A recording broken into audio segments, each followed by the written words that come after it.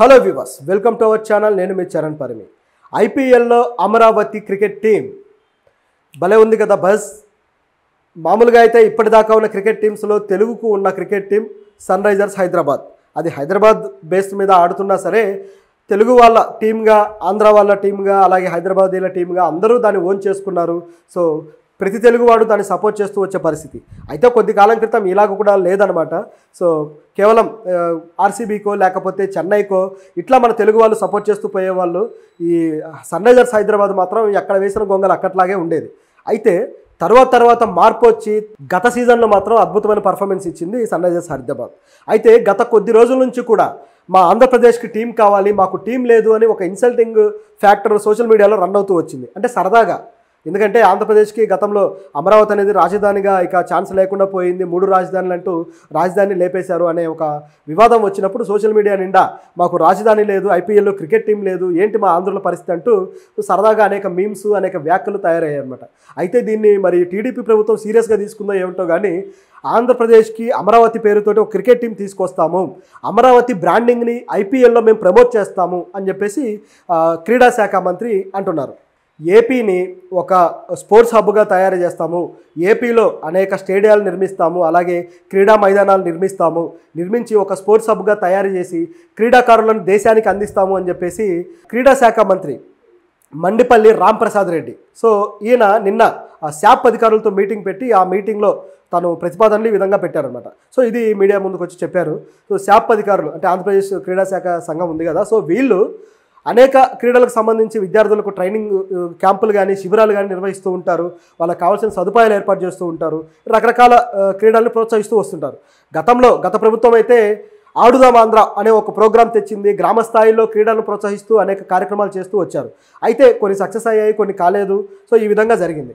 అయితే ఇప్పుడు మాత్రం ఈ ప్రభుత్వం చాలా సీరియస్గా తీసుకుంది. ఈ స్టేడియాల నిర్మాణం అనేది చాలా మంచి ఆలోచన. ఇది చేయడం వల్ల అనేక ప్రాంతాల్లో, తాలూకాల్లో క్రీడలకు సంబంధించి మంచి డెవలప్మెంట్ ఉంటుంది.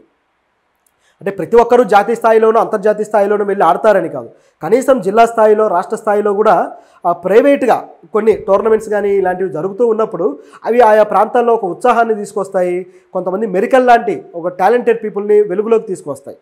సో అదొక మంచి సాంప్రదాయం కూడా, అది ఆరోగ్యానికి కూడా మంచిది. కాబట్టి అలాంటి ప్లాట్ఫామ్స్ అవసరం. కొన్ని ప్రాంతాల్లో అయితే ఎక్కడ ఆడుకోవాలో సరైన గ్రౌండ్ ఉండదు, కొన్ని ఊర్లలో, కొన్ని స్కూళ్ళకే లేవు గ్రౌండ్స్, అంత దుస్థితిలో ఉన్నాం. సో ఇలాంటి సందర్భంలో ఈ ఆలోచన మంచిదే. కాకపోతే ఐపీఎల్లో మేము టీం తీసుకువస్తాము అన్న విషయం మాత్రం కాస్త నమ్మశక్యంగా అనిపించట్లేదు. ఎందుకంటే ఐపీఎల్లో తెద్దాము అని చెప్పేసి రాష్ట్ర ప్రభుత్వాలు, రాష్ట్రాలు అనుకుంటే సరిపోదు. ఐపీఎల్ అనేది బీసీసీఐ కంట్రోల్లో నడుస్తూ ఉంటుంది. సో బీసీసీఐ ఎలాంటి నిర్ణయం తీసుకుంటుంది దాన్ని బట్టే డెసిషన్లు ఉంటాయి. ఫర్ సపోజ్ గతంలో ఐపీఎల్ అనేది 8 టీమ్స్తో వచ్చింది. ఆ 8 టీంలో మన హైదరాబాద్ నుంచి డెక్కన్ చార్జర్స్ కూడా ఉంది. సో వాళ్ళు మొదట్లోనే వాళ్ళు కప్పు గెలవడం జరిగింది, అంతా చాలా బాగైంది. అయితే తర్వాత కొన్ని టీంలు వెళ్ళిపోయి తర్వాత మళ్ళీ వేరే టీమ్స్ కూడా రావడం జరిగింది. సో అది కూడా చాలా కాలానికి పూణే వారియర్స్ కావచ్చు, లక్నో జైంట్స్, అది కూడా నిన్న మొన్న 2022లో దాన్ని ఇంకా ఎక్స్పాండ్ చేయాలి అని చెప్పేసి 10 టీంలకు మారిస్తే లక్నో జైంట్స్ అలాగే గుజరాత్ టైటాన్స్ వచ్చాయి. రావడంతో గుజరాత్ టైటాన్స్ టైటిల్ కొట్టింది. అయితే దీని వెనక అంటే గుజరాత్కి ఎందుకు వచ్చింది అనే చాలా వాదనలు ఉన్నాయన్నమాట.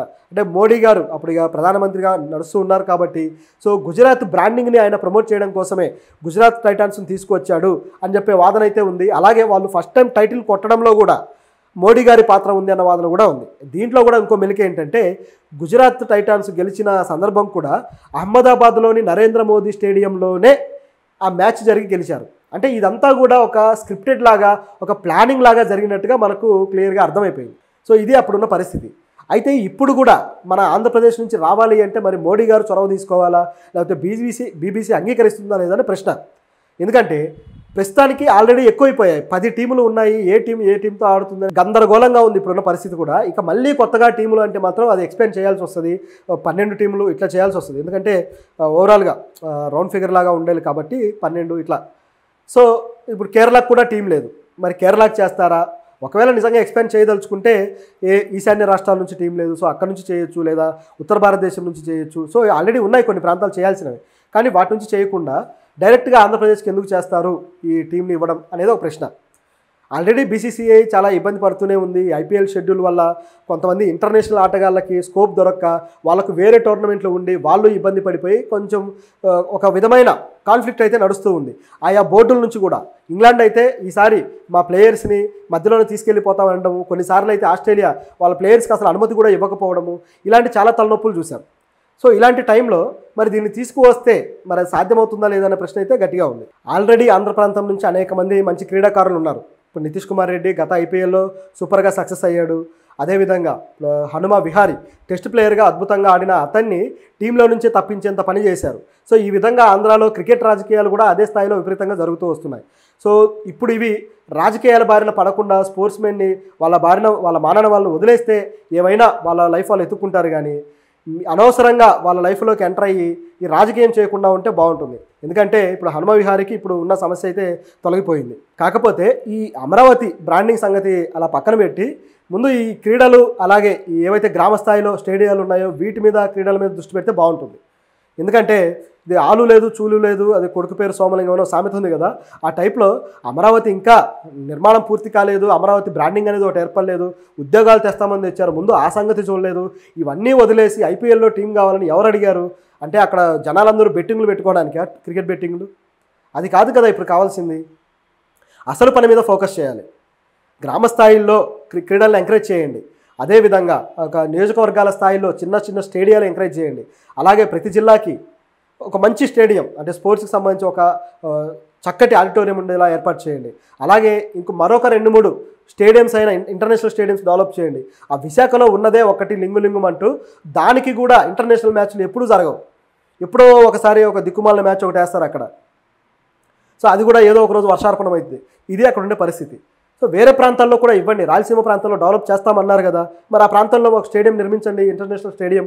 ఎవరొద్దన్నారు? సో ఈ విధంగా ఆల్రెడీ అనంతపురంలో ఇంటర్నేషనల్ ఒక విమానాశ్రయం రాబోతుంది. సో అలాంటి ప్రాంతంలో దీన్ని కూడా తీసుకొస్తే బాగుంటుంది కదా. సో ఈ విధమైన ఆలోచనలు చేయకుండా ఇదంతా కూడా అంటే ప్రజల్ని హైప్ చేయడం కోసం మాట్లాడిన వ్యాఖ్యలాగా కనబడుతున్నాయి. సో మరి ఏం జరుగుతుందో చూద్దాం.